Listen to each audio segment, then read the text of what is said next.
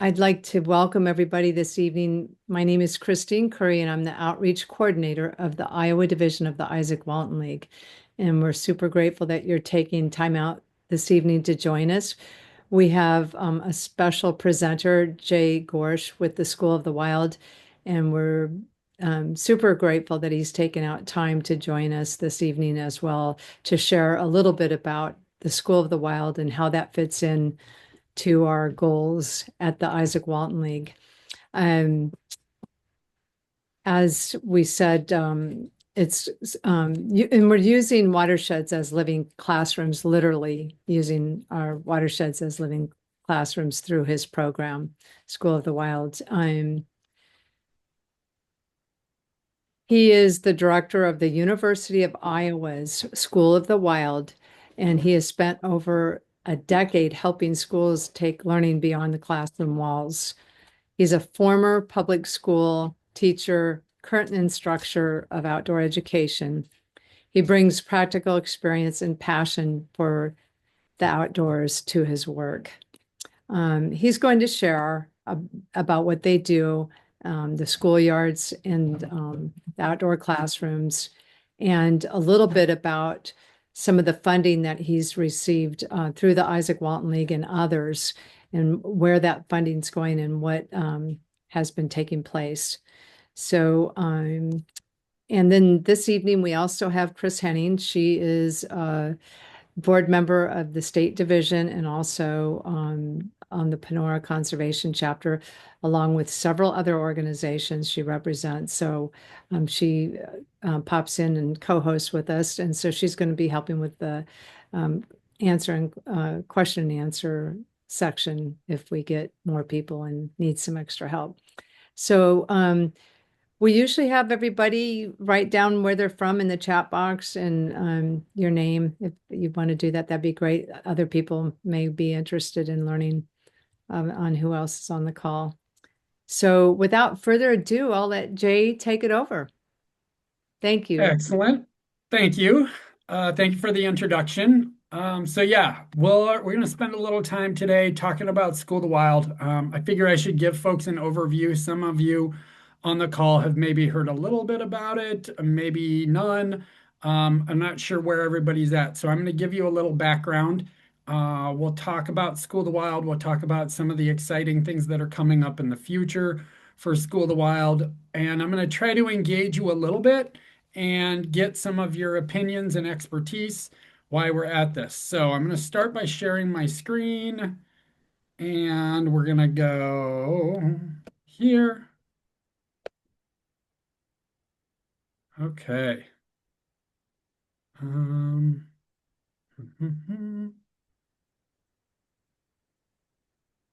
Okay, hold on.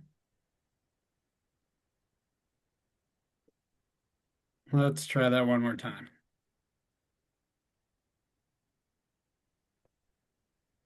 Okay, there we go. That's the one I want.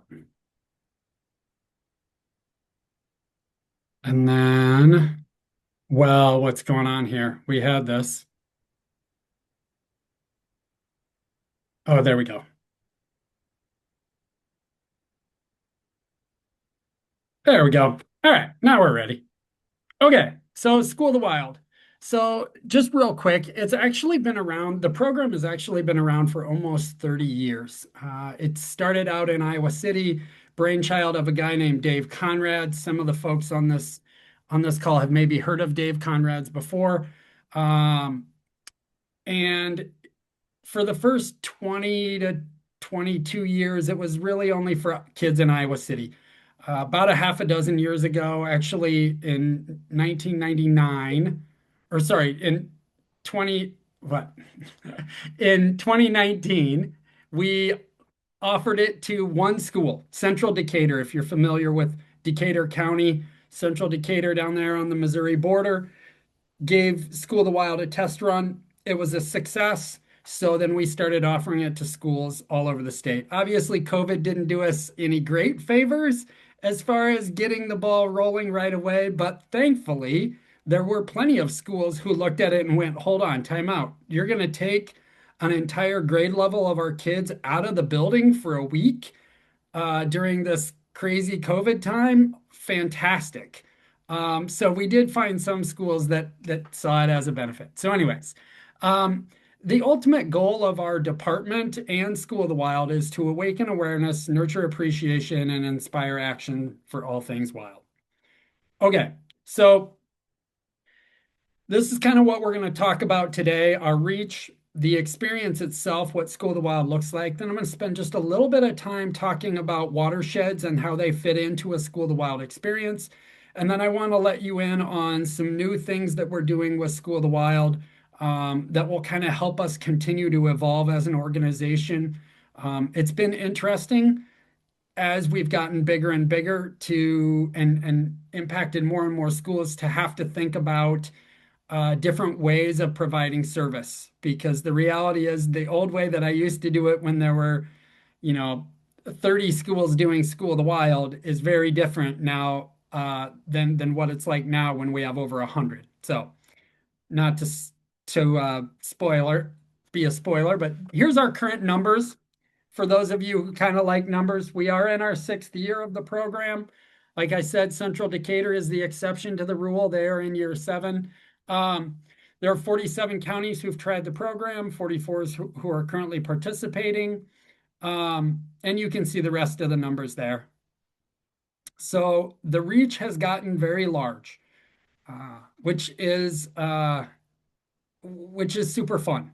It's so exciting to know that, a program that used to be limited to 1,000 kids a year is now up to 7,000 kids, or at least we will be in 2026. So, all right. So how does it work? What does an experience look like? Like I said, it's 4 or 5 days.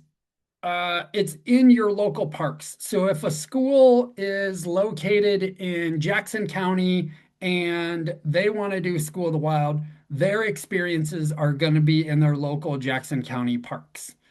The exception to that might be if it's a county that lies on a border of a county or on the edge of a county. We might cross over the county line and go hit some park that we really want to be in, that we really want the kids to experience in a neighboring county. But the point is, we're trying to instill this appreciation for their local parks so that they are invested and connected to the land that they can most easily access, most conveniently utilize. So it is place-based. So when people ask about School of the Wild curriculum, there is curriculum, but there's not a set curriculum. And I hope that that makes sense, right? We have all sorts of curriculum examples. We have the way we've done it here in Iowa City for years. We now have the way hundreds of other schools have done it. But the point being, if a school in Plymouth County wants to do School of the Wild, their School of the Wild doesn't have to look like a School of the Wild in Jackson County. Um, these pieces that you're looking at on this slide are the essentials that we want to stay the same, but the actual content, I guess you could say, varies from school to school. So place-based, teachers working with conservation partners. I think this is an important point for folks to understand. Um, Unlike the typical field trip model, where a teacher will go, they'll load up the kids, they'll take the kids to the local park, and they'll meet up with the conservation folks. And the conservation folks and probably an army of volunteers lead them through a whole bunch of different activities. And the teachers are ultimately there just to make sure that everything runs smoothly, that if there's behavior issues, it's dealt with, that sort of thing. School of the Wild's different. Um, in a School of the Wild experience, if there's 60 kids doing School of the Wild, we're going to come up with 5 instructors. Each one of those instructors is going to lead their own theme. And the 60 kids will be divided up into 5 groups of 12. And just because I can see their names on here, Christine's going to lead the wetlands group, and she's going to have 12 kids for the entire day. Chris is going to lead the woodlands group, and she's going to have a different group of 12 kids for the entire day. Larry's going to have a group, and he's doing outdoor skills with the kids for the whole day. And Gerald's got the fourth group, and he's hitting prairies. And then I have the last group, and maybe I'm doing ornithology with them. And we'll each spend the entire day with our 12 kids. Day two comes along. My kids rotate to Christine's group. Christine's kids rotate to Chris's group. Chris's to Larry's, and Larry's to Gerald's. And we do day two. Day three, four, five, they just keep rotating through. So that's kind of what the model looks like as it plays out. Um, and like it says here, it's a combination of nature education and outdoor recreation. We want kids to be in some kind of watercraft, canoe, kayak. Uh, we want them hiking. We want them fishing if we can. We want them doing archery if it's available. And then we're weaving in with that the things like studying benthic macroinvertebrates, learning about the plants in a prairie, learning about ecosystems and food chains and food webs, and more of that traditional academic stuff. Um, the next point there, interdisciplinary and multisensory. This is a thing we work really hard to train the teachers on. I don't know what it was like when everyone went through their school experience, but I know that in today's classrooms, traditionally, content areas are taught in separation or in isolation, right? If I'm a fifth grade teacher at an elementary school, my schedule is pretty much laid out for me. I got 43 minutes to teach math, and after that 43 minutes, I got 57 minutes to teach language arts, and after that, they go to special for 23 minutes, and it's all very prescribed. Everything is kind of separated. With this, we advocate for the opposite approach. We want kids to experience things and interact with it in a way that math, science, social studies, language arts are all woven together and a part of a shared experience rather than separate. Now, the next bullet there, exploration, discovery, and investigation. I'll talk a little bit more about that on the next slide, but we feel like it is extremely important that kids have the opportunity, one, to do some free exploration. So if I'm teaching in the prairie, my prairie day is not complete until the kids have had a chance to go into the prairie without my direct guidance and go explore the prairie. Now, I'm going to set up some parameters. I'm going to tell them how far I feel like I'm comfortable that they go. I'm going to give them some guidelines for what I hope they will try to accomplish while they're in there. And certainly, before I set them loose in that prairie, I'm going to do a few things to get them excited. I'm going to introduce them to a couple plants that are multisensory. So maybe I'm going to introduce them to a plant that they can taste the leaf, or that they can smell the leaf, or that they can touch the pokey parts of it, or whatever it might be. So I'm going to introduce them to a few plants to get them excited, and then I'm going to send them loose and say, okay, you're the scientist now. I want you to go study that prairie. And when you find something exciting, why don't you give me one of these, right? Signal me somehow. And I'm going to come over and we'll take a look at it. And if it's exciting, we might just call the whole class, the whole group over and take a look at that thing. So it's about their exploration, finding things that they discover on their own. And then once we've found those things, let's investigate them. Why does that plant look the way it looks? Why do we think that creature is doing what it's doing?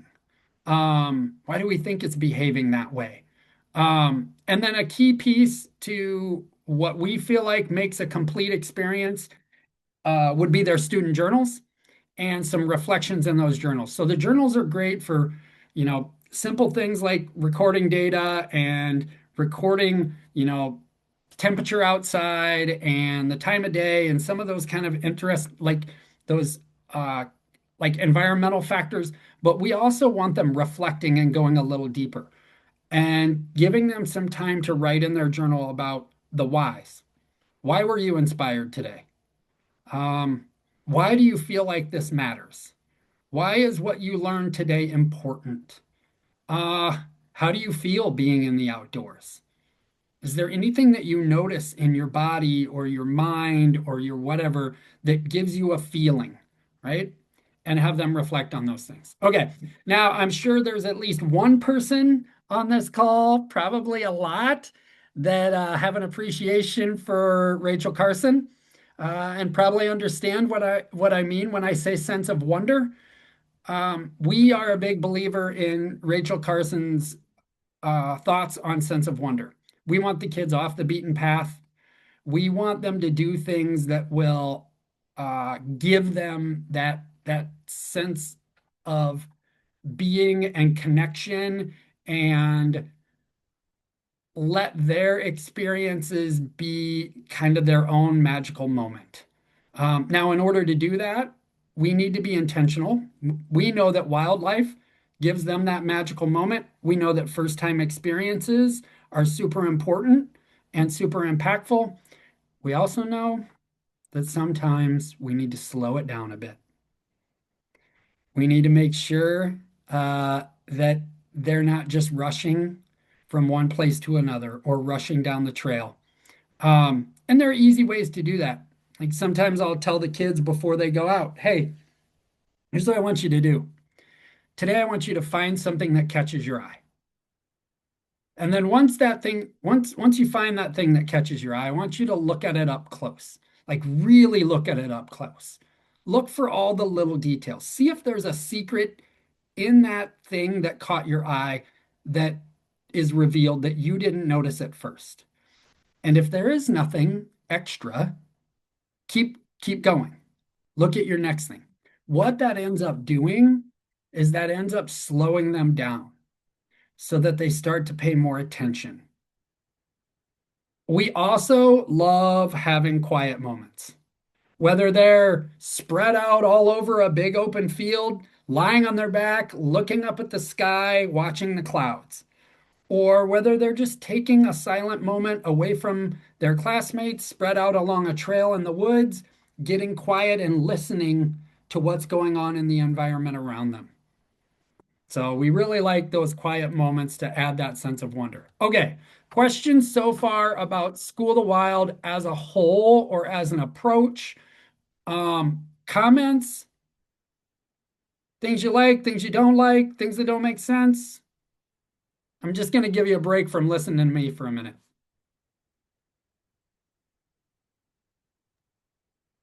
I guess nobody has any questions.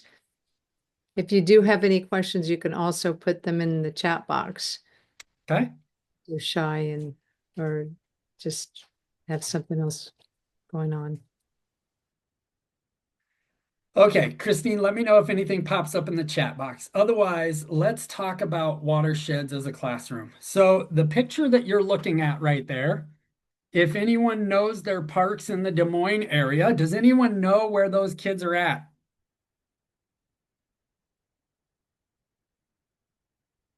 They are at Chautauqua Bottoms, outside of Des Moines, over near Bondurant.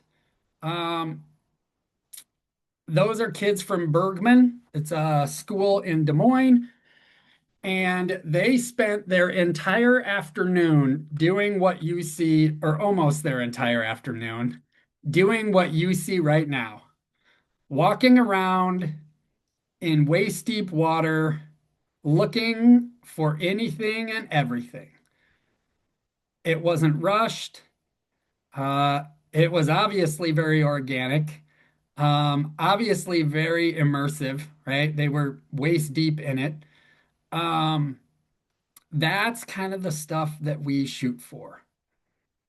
Now, some other good examples where they really get to see a watershed over in Powesheet County near Montezuma. If anyone's ever heard of Diamond Lake County Park, or over in Jones County at Central Park, there's some really great opportunities for us to take kids into the park where they can look up the hill and see what's going on up at the top of the hill, and then follow the land down and follow the trail or the path that water would take when we get rain down to the lake that they're currently standing at.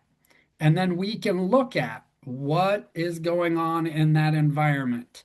What are we likely to see pushed into that wetland, right? Into that system, into that watershed when we get a heavy rain. And then that, of course, gives us the opportunity to have some discussion then. Okay, well, if we think that's going to get pushed in, right? If we think that this certain less than desirable thing is going to be put into the water system in a heavy rain because it's going to run downhill from wherever the source is, then what can we do about that? What are our actions that we could take as humans, knowing that we can take preventative measures? What are some actions that we can take to be able to help ensure that the water that's in that wetland gets the protection, the best protection that we can provide? Now, in order for them to really understand that and for them to really value it, we got to find a way to hook them, as I like to say. So most kids love creatures. And if they crawl, move, if they can hold them in their hand, they love them even more. So I'm sure plenty of you on this call have taken a long-handled net and scooped it down into the muck in a pond or a stream and pulled up that muck in that net and taken the time to literally dig your fingers in and separate it and watch for those tiny little movements. And then we catch those things that are the tiny little movements. We throw them into some clean water so the kids can see what they are. And then they pull out their guides and they identify them. So if you do that enough, and for some of you, you probably already know what I'm talking about. If you do that enough, you collect enough of those creatures, you can use a chart to identify how water tolerant the creatures are that live in that wetland. So obviously, if you're finding species that are very pollution tolerant, then you've got a high quality wetland, right? Or sorry, if you've got pollution intolerant, right? If you've got species that don't deal with pollution well, they don't handle pollution well. If they're if those species are being found, you've got a high quality wetland. If you're only finding species that do well in polluted water, then that tells you you've got a problem, right? Now, what we like to do is combine that with more of the traditional water quality testing, where they're doing more of the chemical side of it, right? But what we figured out is that for fifth, sixth, uh, really anywhere between fourth and eighth grade, they get much more excited about the creepy crawlies than they do the chemistry tests. So we try to give them a little bit of the chemistry side, but really we want them engaged with the macroinvertebrates. All right. How am I doing on time, Christine? 7:25. Okay. We're good, Jay. I think we're good. I'm gonna go ahead and put our Izaak Walton League Save Our Streams link in there for those of you who are not familiar with it. It's exactly what Jay was just talking about, looking at the macroinvertebrates and also the chemical test. We have the nitrate watch and salt watch, which are all super great engagements for school kids and adults and communities. So for us on a wetlands day, like we talked about at the very beginning, right? The combination of outdoor recreation and nature education. For me, kind of a dreamy scenario of a wetlands day would be, yeah, we're doing what these kids are doing here in this picture and the stuff that we talked about earlier.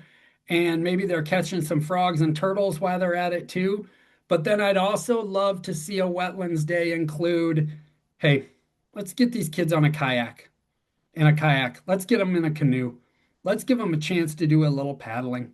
Let's give them a chance to have some fun on the water in that way. Let's teach them an outdoor recreation skill that they can enjoy for the rest of their life. Let's give them a chance to view the wetland from the water as well as from the shore. Um, so many upsides to doing that. There's a story. I was down in Lake Icaria. If you know your parks, that's down in just outside of Corning, Iowa. And it was year two for a School of the Wild. And I popped in, and the first year I didn't get a chance to go kayaking with the kids. So I wasn't going to miss that chance 2 years in a row. So I headed down to go kayaking, and the school teacher who was leading kayaking was insistent that I use her or that I use this one particular kayak. And it had like the Cadillac of chairs. It was super nice. It was her personal kayak. So she really wanted me to use her personal kayak. So I go out, I paddle around with the kids. I come back, thank you for letting me use your kayak. That was fantastic. Um, she goes out with the second group. They paddle around. She comes back, and then she and I get to talking. Well, here's what I discovered. Prior to that first year of doing School of the Wild, she had never kayaked before. Her daughter happened to be in the grade that did School of the Wild their first year. So her first year of doing School of the Wild, she got to do it with her daughter. Her daughter also loved kayaking. So when School of the Wild got done, they were talking.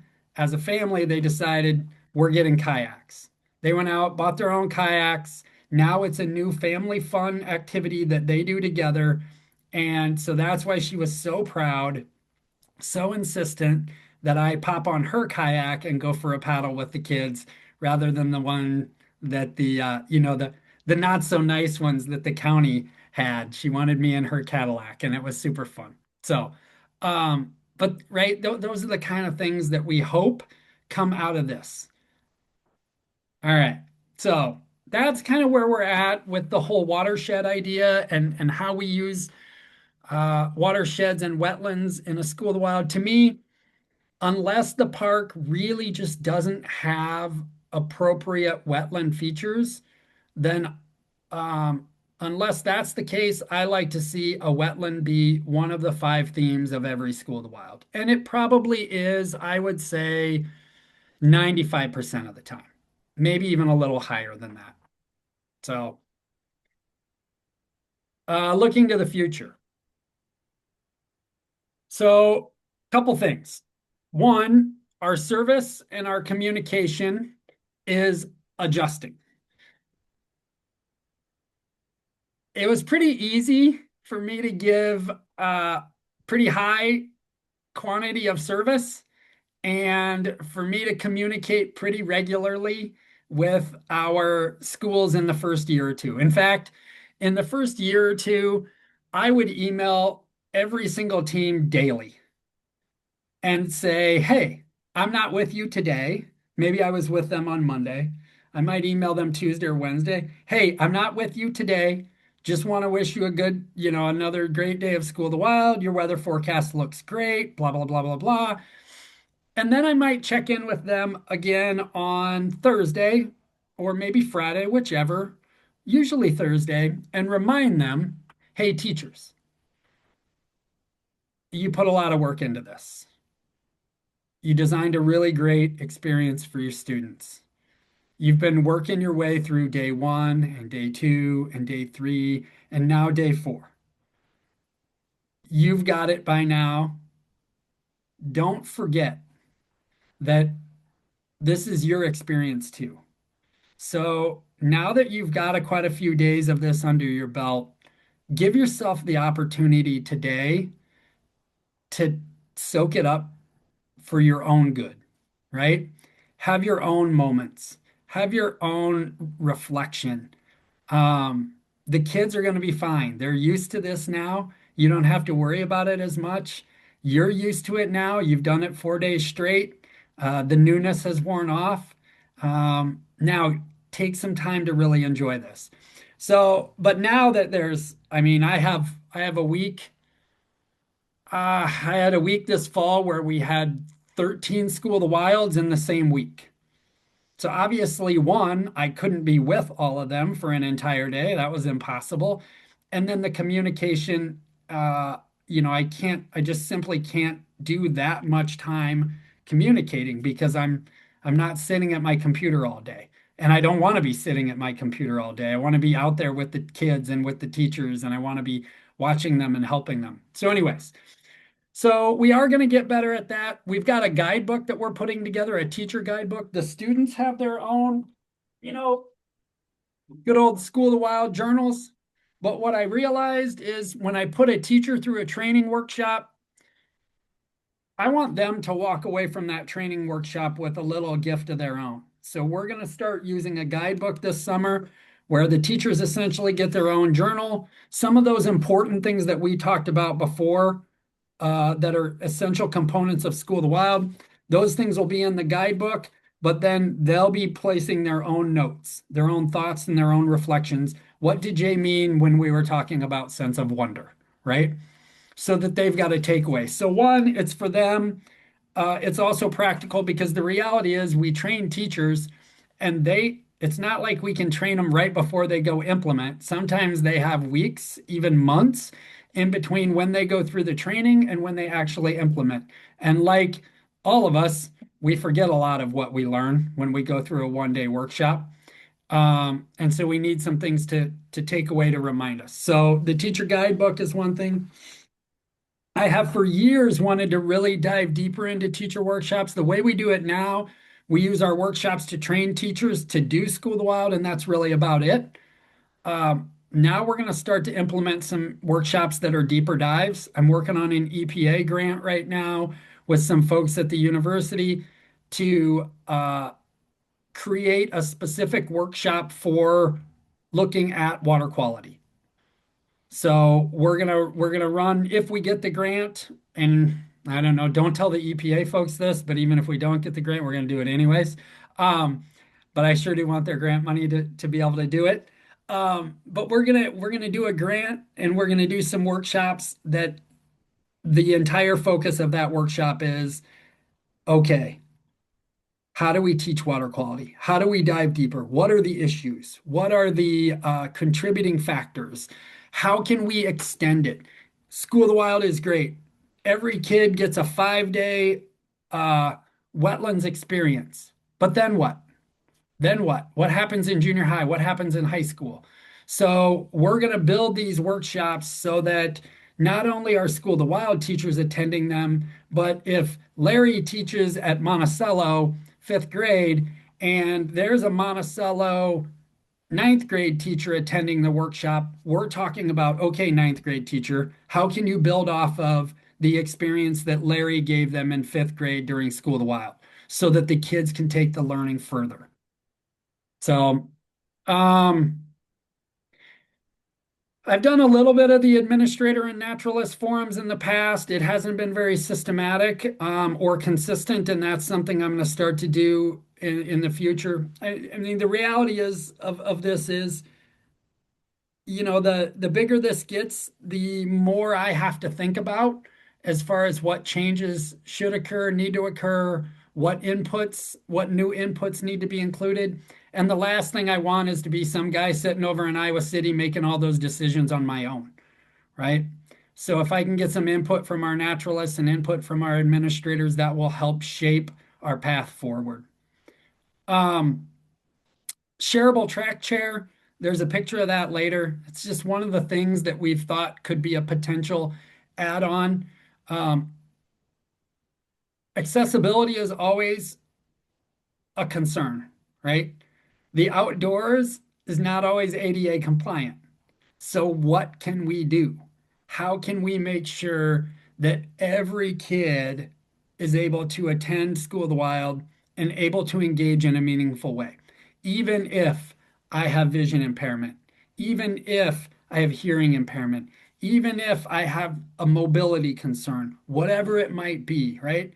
How can we make sure that kids of all types are getting the best experience that we can provide? Now, can we ensure that every kid gets every single thing? Probably not. You take the spillway that we have over here in Iowa City, There's really no way.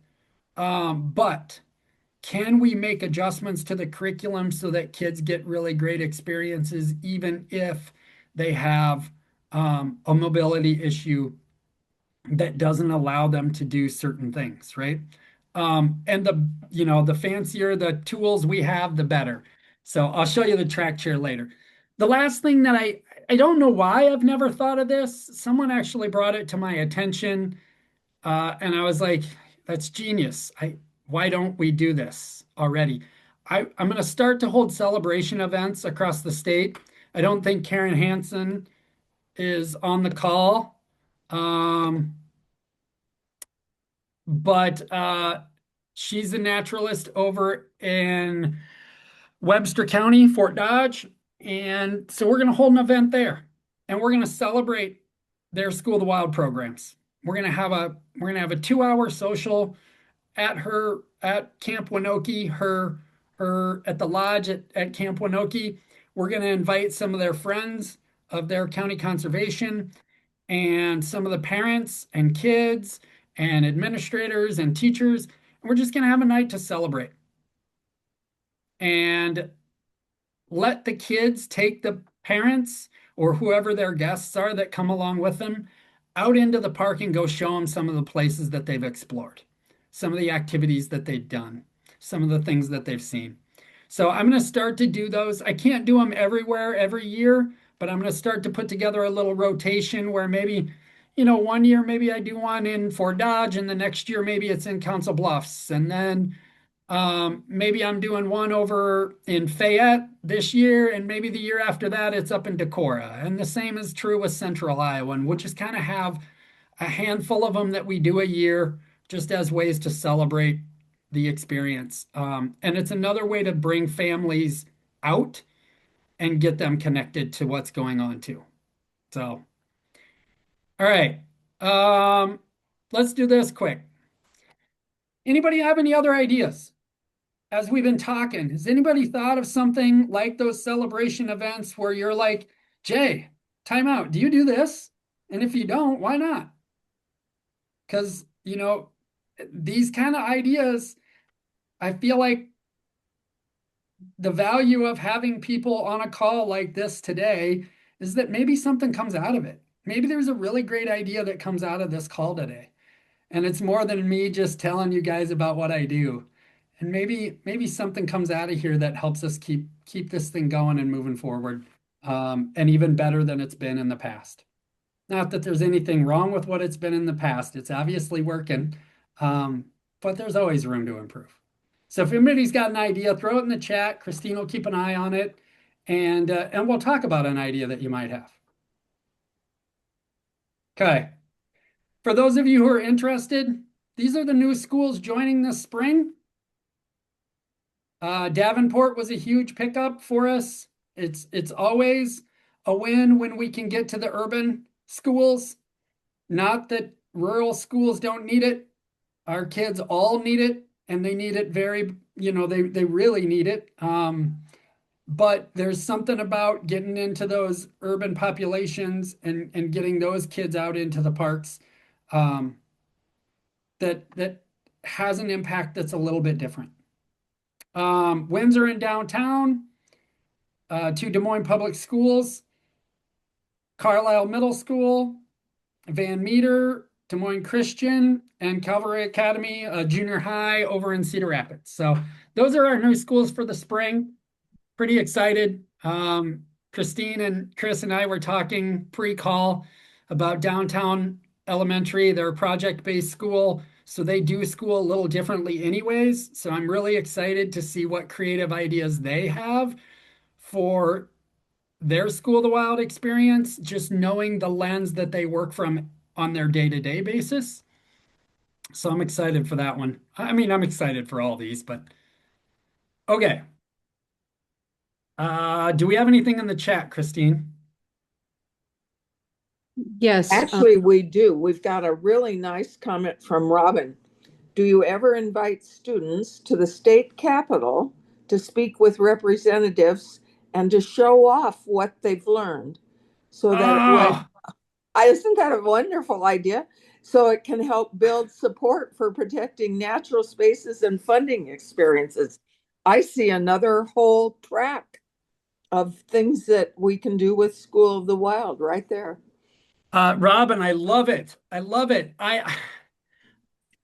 was thinking that when we got a few Des Moines schools going, um, it would maybe provide an opportunity to invite legislators out. But I hadn't, Robin, thought of let's get a little team of teachers and students together and go to the Capitol. Go, like, let's make it convenient and easy for them. I love that. Thank you. Thank you.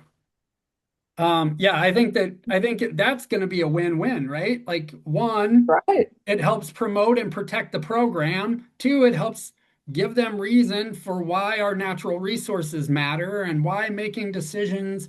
Yeah, I love And that. it helps kids see that they can um, help generate interest in what they're interested in. Yeah, yeah. Yeah, And that they can be active members of the political or of the like democratic process, right? Yeah, right. their voice matters. Yeah. Yeah, yeah. So cool. Great Love it. Thank you, idea. Robin. Okay.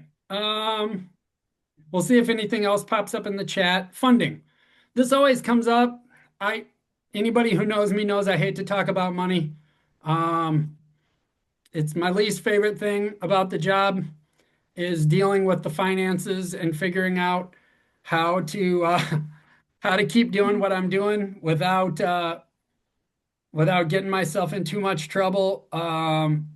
So obviously we run out of a university. We have the extreme luxury of a dean who values outdoor education.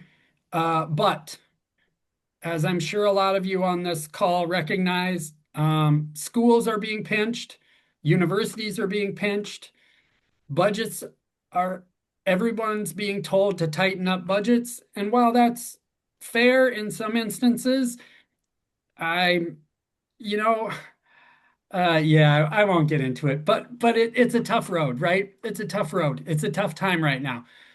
So trying to figure out how to make sure that this effort has the funding behind it so that we are protected, so that we are protected in case our dean leaves, so that we are protected from situations like times like these when everybody's asked to pinch and reduce, so that by pinch and reduce, that doesn't mean exclude, right? That's my worry with School of the Wild, with funding, with not having the like permanent funding that we need, is that in times like this when people have to trim down, have to pinch tighter, you might run into a situation where then that means some people just don't get to participate.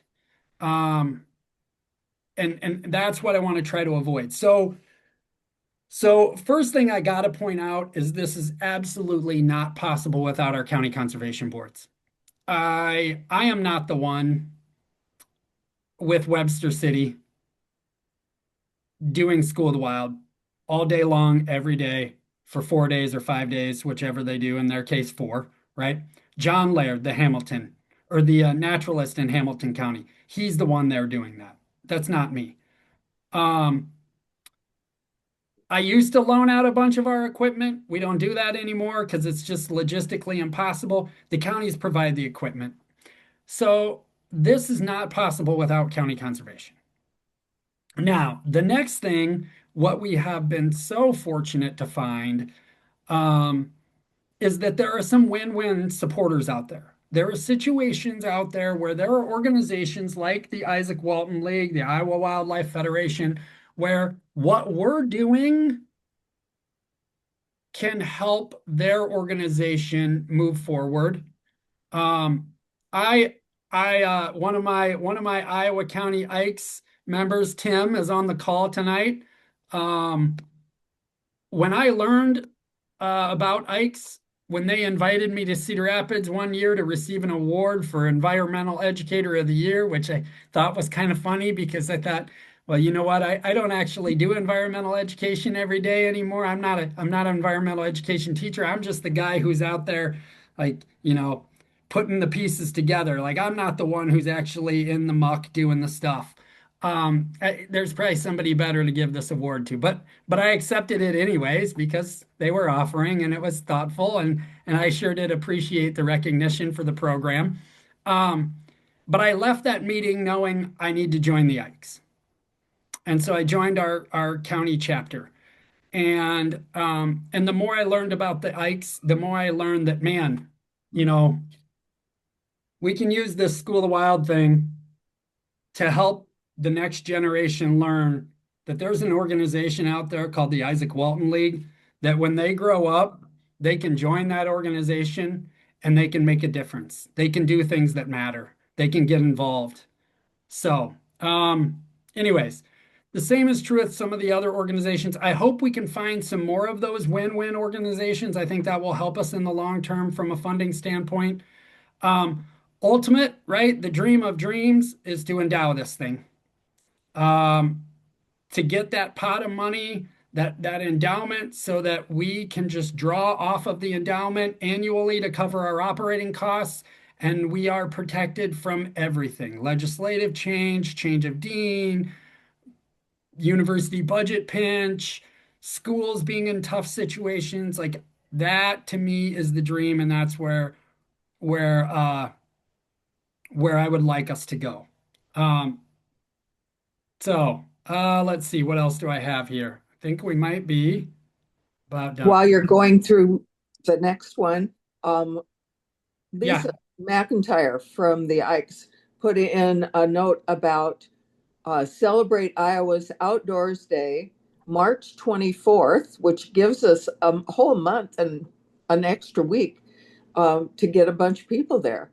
And I put Anna Gray's INHF number there in the chat also.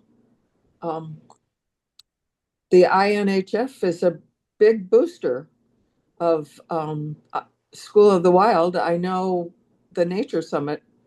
You've talked there a couple of times too. Anyway, yeah, that's a good idea, Lisa. We talked about bringing people to the Capitol.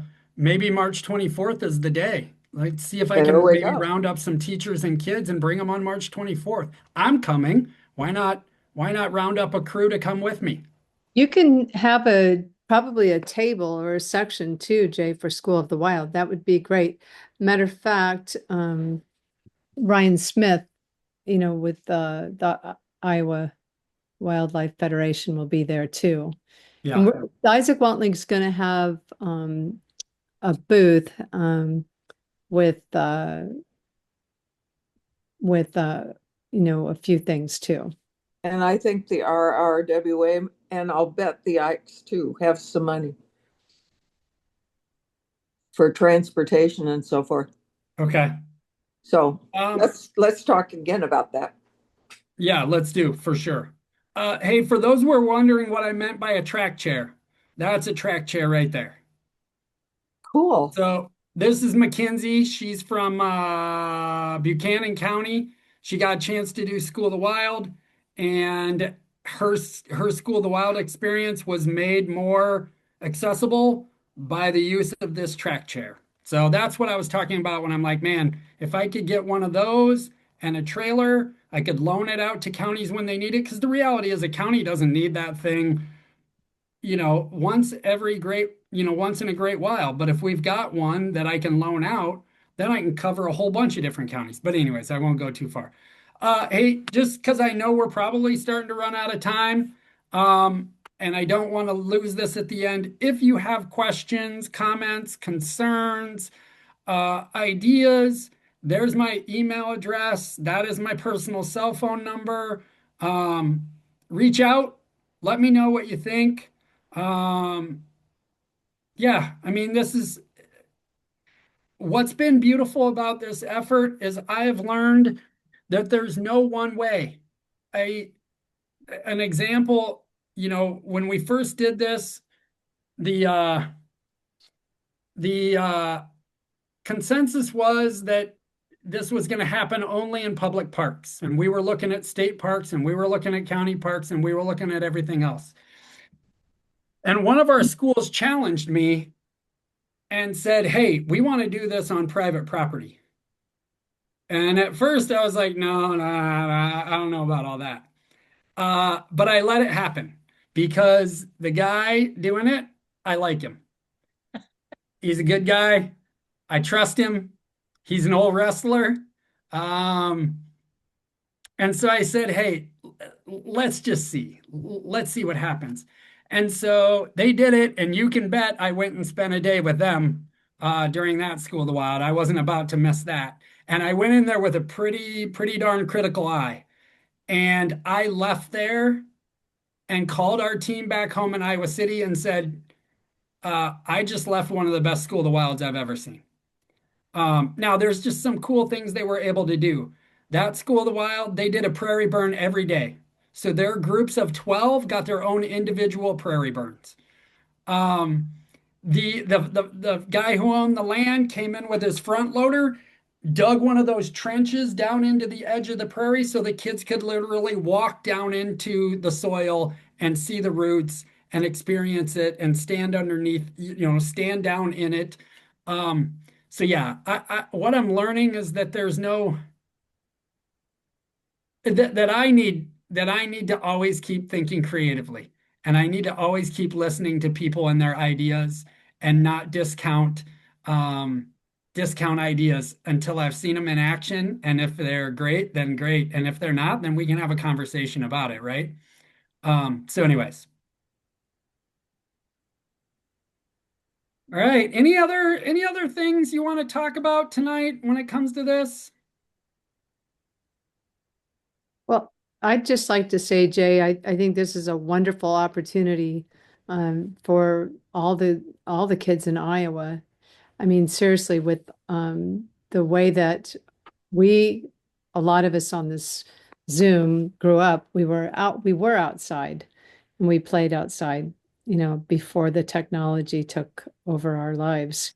And so to be able to have the opportunity to really see nature at this age and be introduced to it, just being able to look at things differently is a wonderful opportunity. Yeah, Christine, that that's a super critical point, right? Like I have young kids. Um, we know that kids today, their lives are so scheduled. Mhm. Their chance to just go out and explore like I did when I was 8 years old, 10 years old, it's not the same anymore. So yeah, you're right, Christine. Like using school to give all kids this opportunity is is super critical right now, especially with all of our social media stuff and as much time as kids spend glued to screens. Like I got to pry my 4-year-old off the screen way too often, right? And I'm one of the outdoor geeks. Um, so yeah. Anybody else?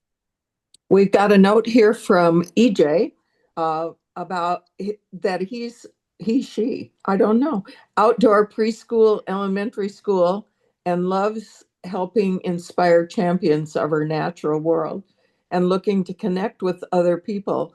Well, there's a whole list of us here, and Christine's got a list about a mile long that aren't on this call tonight. So, EJ, check in with Christine and get your name on the list for keeping up with the Watershed Talks and some of the things that are happening here in Iowa. Um, yeah, one more thing. I'm really pleased at the number of people on this call. How many of you took time out of your Tuesday night to listen to me talk about School of the Wild? Um, I'm honored that you spent part of your evening to do this with us. So thank you for that. And like I said, if there's anything else, keep that cell phone number, keep that email address. Don't hesitate to reach out. Even if it's something small, like we're going to do a School of the Wild in your area and you want to just come and see it. Um, it's certainly welcome. I'd be happy to meet somebody, um, at a coffee shop the morning of a School of the Wild that I'm going to be at in whatever county, and you tag along with me to go see what's going on out at their School of the Wild as my guest, right? Um, I'd be happy to take somebody along to do something like that if they wanted to. But yeah, anyways, don't don't hesitate. I wouldn't have offered my cell phone number and my email address if I didn't want you all to reach out. And Tim, thanks for being on the call, buddy. That Okay. that's You bet. fantastic.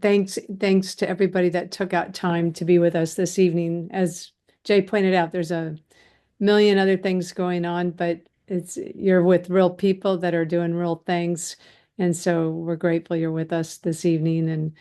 And Jay, thanks again for all your contributions to all the work that you're doing. And the Izaak Walton League has, you had a nice grant that went to School of the Wild. And Jay wrote back a really nice letter to our past president, who we just lost last month from cancer.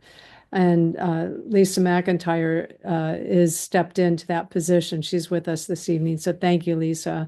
And Jay is super grateful. I think you said that with the funding that you received from the Iowa division, that you were able to add, I don't know, you had stats and I can't remember them, but there's maybe 1,500 more kids to the program. Am I right on that? Something like that. Yeah, it was something like that. I'd have to look back at that email when I crunched those numbers. But yeah, that's the thing is we can do a lot with a little with this effort. I don't know if any of you pay attention to some of the other statewide efforts around the country. Oregon has a really well-known one that other states have modeled theirs off of. Oregon has a budget. They just got their budget cut, and I think their cut budget is just a little over $20 million a year. The state of Washington has an outdoor school. They also have a 20-some million-dollar budget. The state of Minnesota just approved a statewide environmental education effort like this, similar to this. Their budget is 884,000. And I laughed when the email came and said, geez, for 884,000, I can make sure every kid in Iowa was doing this, not just some. I mean, our budget is so small.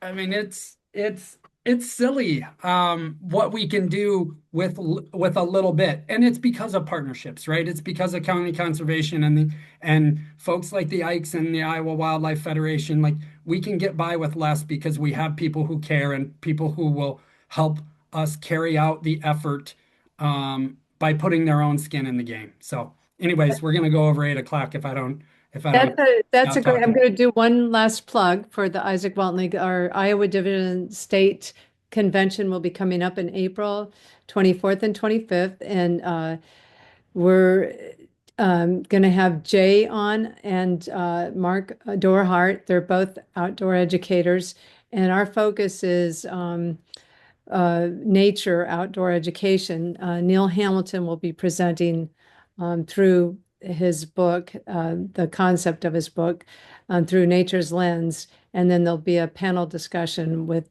Jay and Mark Dorhart. So spread the word. It's on our website. You can register. You don't have to be a member of the Izaak Walton League, but we'd like you to be. And there's some good chapters that are very focused on conservation. So please check that out. And thank you again. Thank you so much for this time. And we'll close out and we'll be in touch and we'll be finalizing our next Watershed Talks, which will be March. So and remind people too, Christine, about that you send this out so that they have the chat and the information again if they need to look at it. Yeah, and I will be editing this video and it will be uploaded to YouTube, so it's shareable. If you have other teachers the ones that are on this evening and you'd like to share this conversation, that would be great. If we could get more people to understand how important, first of all, our education system is. And when we're in the midst of defunding everything, this is like the critical thing that should not be defunded. And we need to support good efforts like this. So let's share this out widely and let's have this voice for the future. And what we found in Greene County was that the Soil and Water Commission and the County Conservation Board both had money that we didn't have. And so they were able to help with transportation and with Jay's expenses and some of those things that the school didn't have money for either. So it's just a great program. All right, those are some good plugs. Thanks, everybody. Have a beautiful evening, and we'll be in touch.